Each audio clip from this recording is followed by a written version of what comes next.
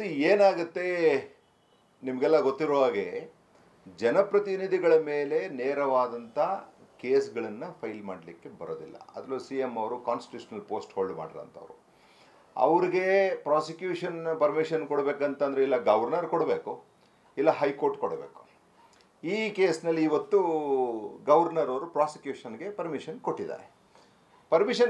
ಅಂದ ತಕ್ಷಣ ಈಗ FIRನ ರಿಜಿಸ್ಟರ್ ಮಾಡಿಕೊಂಡು ಇನ್ವೆಸ್ಟಿಗೇಷನ್ನ ಸ್ಟಾರ್ಟ್ ಮಾಡೋಂಥ ಪ್ರಕ್ರಿಯೆ ಸ್ಟಾರ್ಟ್ ಆಗುತ್ತೆ. ನಾವು ಇದನ್ನು ನಿಮ್ಮ ಚಾನೆಲ್ನಲ್ಲೇ ಜುಲೈ 10ನೇ ತಾರೀಕೆ ಮಾತಾಡಿದ್ವಿ.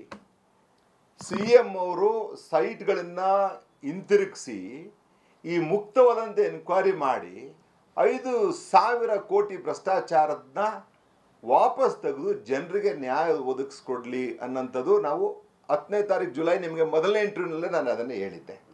ದುರಾದೃಷ್ಟಕರ ಅವ್ರಿಗೆ ಯಾರು ಲೀಗಲ್ ಅಡ್ವೈಸರ್ಸ್ಗಳಿದಾರೋ ಅದು ರಾಂಗ್ ಅಡ್ವೈಸ್ ಆಗಿದೆ ಅಂತ ನನ್ನ ವೈಯಕ್ತಿಕ ಅಭಿಪ್ರಾಯ. ಸೊ ಈಗ ಅದು ಪ್ರಾಸಿಕ್ಯೂಷನ್ ಹಂತಕ್ಕೆ ಬಂದಿದೆ. ಇಲ್ಲಿ ನೀವು ನೋಡಿ 2-3 ಆ್ಯಂಗಲ್ನಲ್ಲಿ ನೀವು ನೋಡಬೇಕಾಗತ್ತೆ.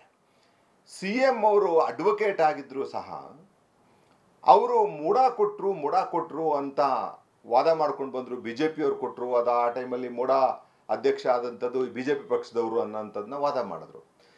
ಅವರು ಏನು ಮರ್ತರು ಇಲ್ಲಿ ಅಂತ ಅಂದರೆ BJP ಪಕ್ಷ ಆಗಲಿ ಕಾಂಗ್ರೆಸ್ ಪಕ್ಷ ಆಗಲಿ ಕಾನೂನು ಚೌಕಟ್ಟಿನಲ್ಲಿ ಕೊಟ್ಟಿದ್ದಾರ ಅನ್ನೋಂಥದ್ದನ್ನೇ ಮರ್ತುಬಿಟ್ರು ಅವರು. ಅದನ್ನು ಬಿಟ್ಟು ಪಕ್ಷ ಕೊಟ್ಟರು ಅನ್ನೋಂಥದ್ದನ್ನ ಸಮರ್ಥಿಸ್ಕೊಳ್ಳೋಕೆ ಹೋದರು.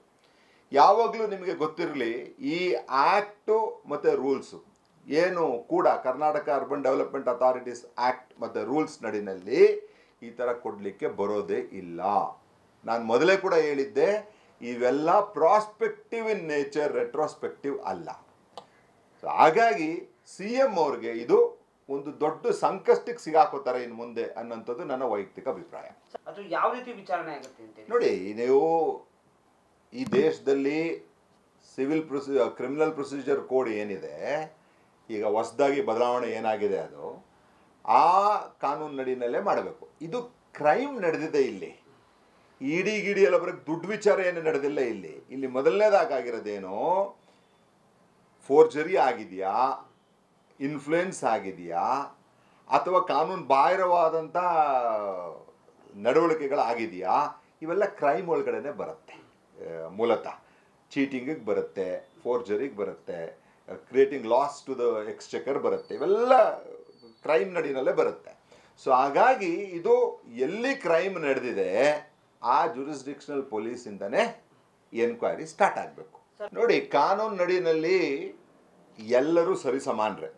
ಆದರೆ ಜನಪ್ರತಿನಿಧಿಗಳು, ಸರ್ಕಾರಿ ನೌಕರರುಗಳು, ಕಾನ್ಸ್ಟಿಟ್ಯೂಷನಲ್ ಪೋಸ್ಟ್ ಇಟ್ಕೊಳ್ಳೋರಿಗೆ ಕೆಲವು ಪ್ರೊಟೆಕ್ಷನ್ಸ್ಗಳನ್ನ ಕೊಟ್ಟಿದೆ. ಏನಕ್ಕೆ ಕೊಟ್ಟಿದೆ ಅಂತಂದರೆ ಅದು ಸಿಸ್ಟಮ್ಗೆ ಅಫೆಕ್ಟ್ ಆಗಬಾರ್ದು ಅಂತ.